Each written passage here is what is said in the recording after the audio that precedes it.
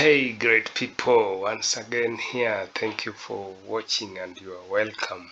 Again, here we have Candace Owens, and to survive work culture, you have to become a liar. Wow, is that true? Let's see it from this.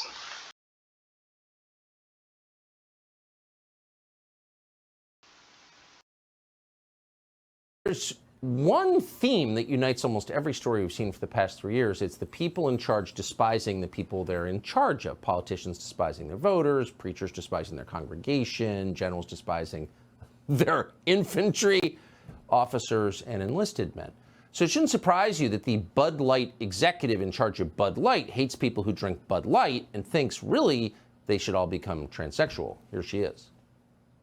So I had this super clear mandate. It's like we need to evolve and elevate this incredibly iconic brand. What does evolve and elevate mean? It means inclusivity. It means shifting the tone. We had this hangover. I mean, Bud Light had been kind of a brand of fratty, kind of out of touch humor. And it was really important that we had another approach. Yeah, fratty is bad. They're just so entitled. That's the word from Alyssa Heinerscheid, who went to Harvard, where it turns out she has something of a fratty past herself.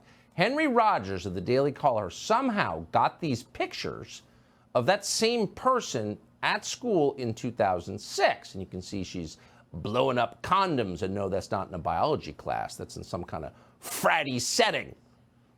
So how's Bud Light doing, the brand she's partly in charge of? Well, it's lost more than $5 billion in market cap since going trans. Was it worth it? Of course it was. Candace Owens is the host of Candace. She joins us tonight to respond.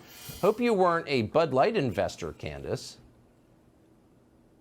Fortunately, I was not and am not. And I will say this, nothing says I hate fratty quite like blowing up a condom at a booze fest, which is exactly what she's doing in those photos. You can't make this up. But I am going to have to defend her because, listen, she's lying because she has to lie. Of course, she enjoys a frat culture. Of course, she had a good time while she was in college like every other person. But now, to survive in woke culture, you have to become a liar. You have to pretend that you think fat is beautiful. You have to pretend to be race obsessed. You have to pretend that you think Dylan Mulvaney is a woman and should be included in female spaces. We are being told that you have to lie repeatedly in order to survive in corporate culture. And she is herself a victim of that and a perpetuator of that. So yeah, it's absolutely shameful, and she should feel ashamed that she brought this idea to Bud Light. But I do believe that she was conditioned. I mean, she went to Harvard. What do we think goes on? What do we believe is the sociology of people that graduate Harvard? They are basically being told that this is the way that they should think. And there's one more thing I want to say here, Tucker, because it's deeply upsetting to me. There is a post-analysis that needs to happen here on why it is that Dylan Mulvaney for 365 days was able to openly mock women, to openly take the spaces of women, to get contracts from Ulta Beauty, to take, contracts from other women and all these sponsorships, and nobody cared until suddenly Dylan Mulvaney traversed into a male space and it became unacceptable. Why? Because men don't tolerate this level of lies in the way that women do, right? We respond emotionally and not rationally. We should have been the ones to put an end to Dylan Mulvaney, but we didn't because we feel bad. And shouldn't we just feel bad for men that want to be women and mock us and put on lipstick and pigtails and call themselves a girl? I think not, Tucker, but woke culture says yes. As usual, you've taken it to a much deeper, more profound level than I had thought through. That is so.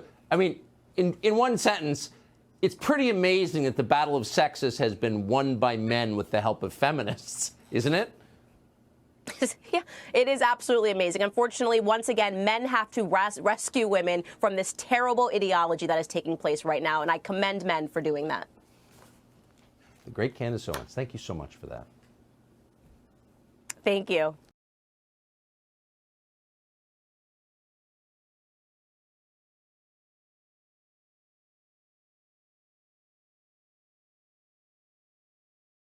Oh, that was great insight from Owens, and she's talking great there, giving her thoughts, which are very great, and I value that, guys. Thank you for watching, and see you again next time.